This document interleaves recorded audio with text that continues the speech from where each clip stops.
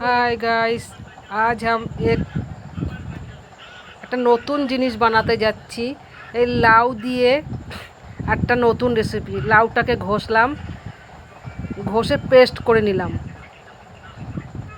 Paste করে এটাকে এবারে আমি এটাকে রস বার করব। রস বার করে এরকম করে চামচ দিয়ে চেপে চেপে রসটা বার করতে হবে। এই দেখো কত রস হচ্ছে।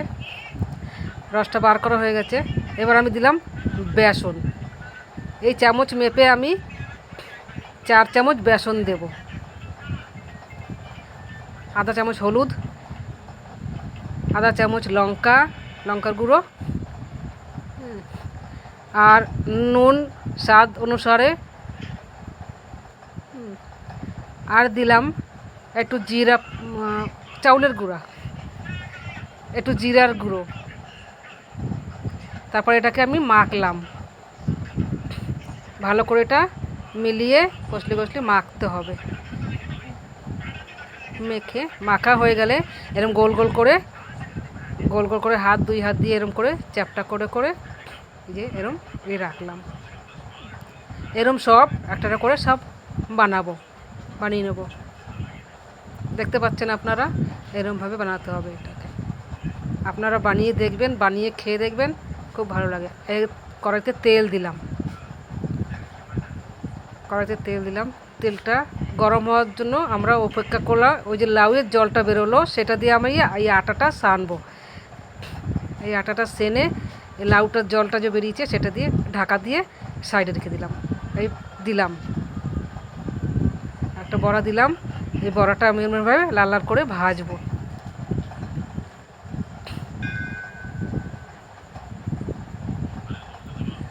লাল লাল করে ভাজলাম। ভেজে এটাকে আমরা এখন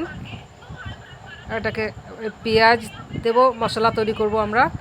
আদার টুকরো দিলাম, একটু টমেটো দিলাম, তারপরে দুটো কাঁচা লঙ্কা, তারপরে দেব একটু পেঁয়াজ দিলাম। তারপর দুটো দেব রসুনের কোয়া, 3টে রসুনের কোয়া।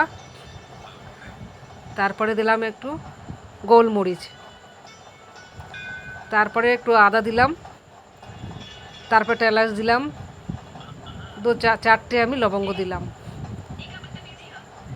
এবারে আমি এটা একটু জল দিয়ে ঢেকে দিলাম। একটু পেস্ট করে নিয়ে যাচ্ছি। একটু পেস্ট করে নিয়ে এসে পেস্ট আমার হয়ে গেছে। এবার একটু কড়াইটা একটু তেল দিলাম। তেলটা গরম হওয়ার জন্য 2টো তেজপাতা দিলাম, 3টে তেজপাতা দিলাম। তারপর একটু জিরা দিলাম, লাল হয়ে যাবে। তারপর একটু হিং দিলাম। যেটা লাল হয়ে যাবে তারপরে আমরা এই পেস্ট করা মশলাটা দেব। একটু নেড়ে চড়ে এটা আমাকে একটু কষিয়ে একটু দিলাম হলুদ, তারপরে একটু লঙ্কার গুঁড়ো, তারপরে একটু জিরার গুঁড়ো, আর স্বাদ অনুসারে নুন দিয়ে একটু নাড়াচড়া করে তারপরে ঢাললাম জল আপনাদের হিসাবে আপনারা ঢালতে পারেন। তারপরে ফুটলে বড়াগুলো দিয়ে দিলাম।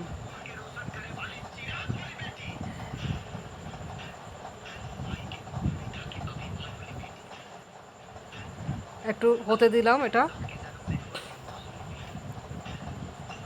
ঢেকে দিলাম। আমাদের বড়া হয়ে গেছে।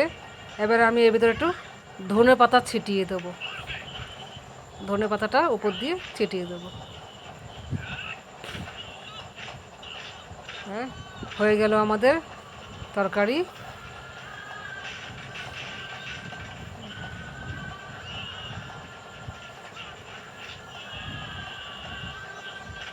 দেখুন, একটা নিলাম।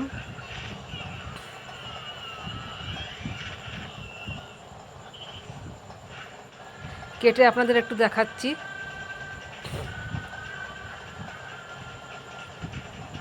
বন্ধুরা, আপনারা কমেন্ট করবেন এই রেসিপিটা কেমন হয়েছে কমেন্ট মে জানাবেন। কমেন্ট শেয়ার লাইক অবশ্যই করবেন। এবার আমরা একটু খেয়ে দেখছি।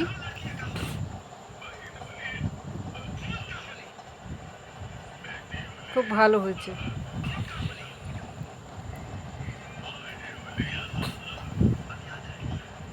আপনারা এরকমভাবে বানিয়ে খাবেন, খুব ভালো লাগবে। লাউয়ের